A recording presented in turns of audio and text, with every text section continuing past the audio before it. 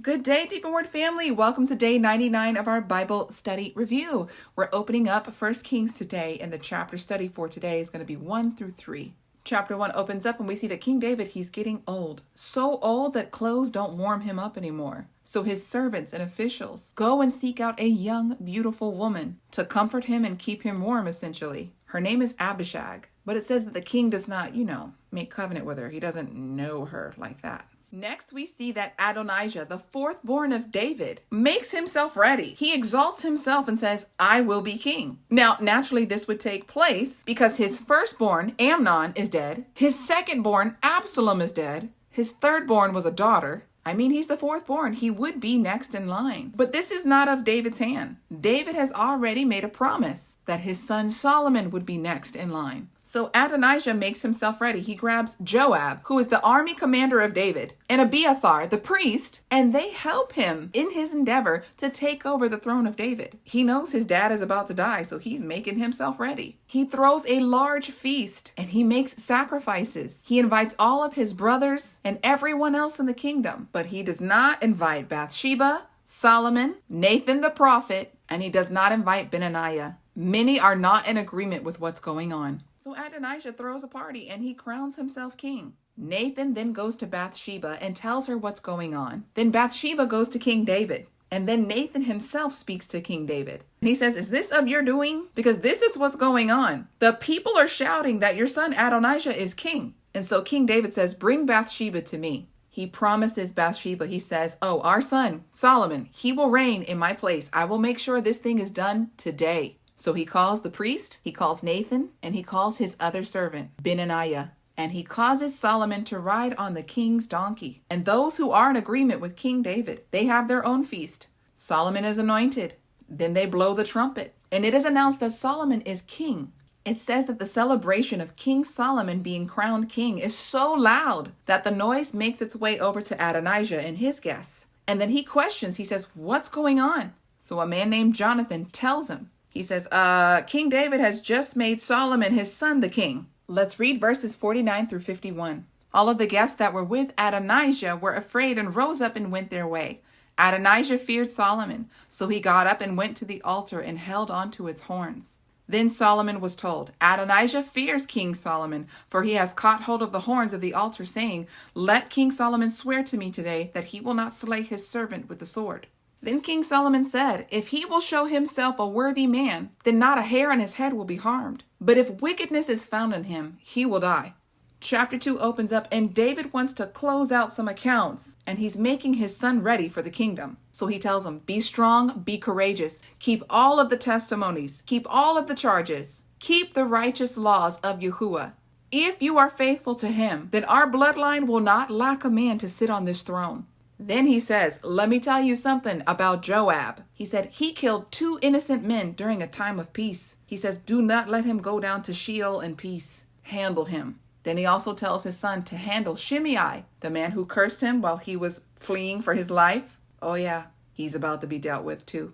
David also tells Solomon who to show kindness to because of those who showed him favor while he was fleeing for his life. After he gets everything off of his chest, then David takes his last breath. And it says that the kingdom is firmly established with King Solomon. Now Adonijah goes to Bathsheba, the mother of Solomon, and he makes a request before her. He says, hear me out, don't deny me. He says, will you ask the king to grant me Abishag, the one who was keeping my father warm before he died? He goes, yeah, I want that fine little thing as my wife. And so Bathsheba goes to her son, King Solomon, and she makes this request known. And Solomon is like, the nerve of this man. First, he tries to take the kingdom from my hands. Now he's making requests. He's like, as the Lord lives, he goes, my brother, he meets his grave today. And so Adonijah, he breathes his last breath on that day.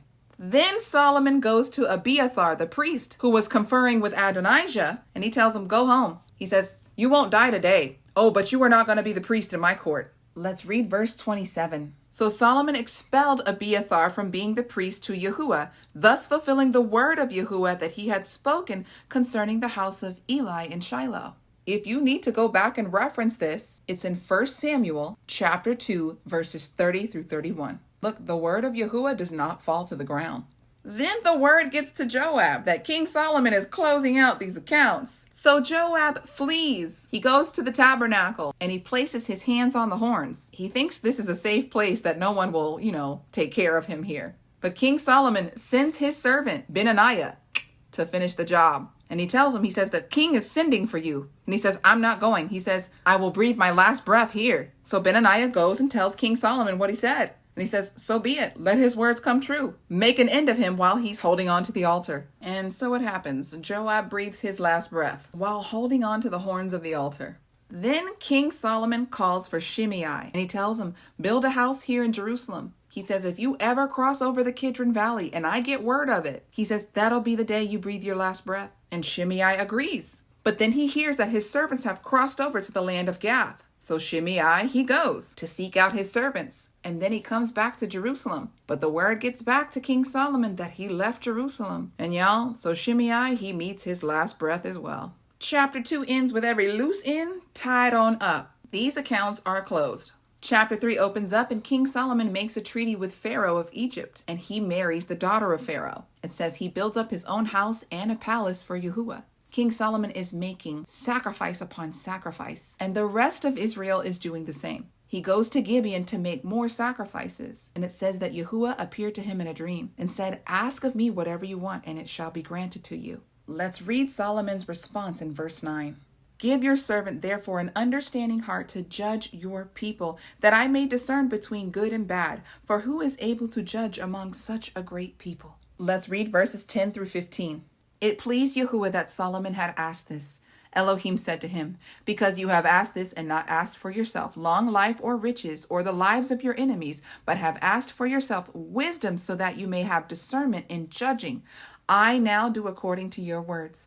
I have given you a wise and understanding heart, so that there has never been anyone like you in the past, and there shall never arise another like you. I shall also give you what you have not asked, both riches and honor, so that no kings will compare to you all of your days. If you walk in my ways, keeping my statutes and my commandments, as your father David did, then I will lengthen your days. Solomon awoke and found that it was a dream. It says that he left Gibeon, went back to Jerusalem, and made more sacrifices. Then there's a great display of his wisdom and discernment. 2 women come to him, fighting over a live child. One of the women claimed that the other woman stole her child in the middle of the night, and so they were both fighting who the live child belonged to. King Solomon said, bring the child here. He ordered one of his servants, and he said, cut the child in half, and they will have a piece of him. But one of the women cried out and said, let the other woman have him. Do not harm the child. And King Solomon said, give it to the woman who is screaming out for her child. The child belongs to her. And all of the kingdom marveled at his wisdom. So we see that King Solomon did not offer up strange fire. King Solomon, as a leader, he wanted the wisdom of Elohim to be able to serve the people well. Is that our heart posture? Do we ask him for his wisdom so that we know how to walk righteously and to love our neighbors as ourselves? To cover the brethren? Is that our heart posture? Because if it's not, you might be sending up strange fire. Test your heart and see if it's in the right place today. Seek the kingdom first, and all else will be added unto you. This is a spiritual principle that does not fail. Deep in Word family, that is all that I have for you today. Until tomorrow, Yah bless.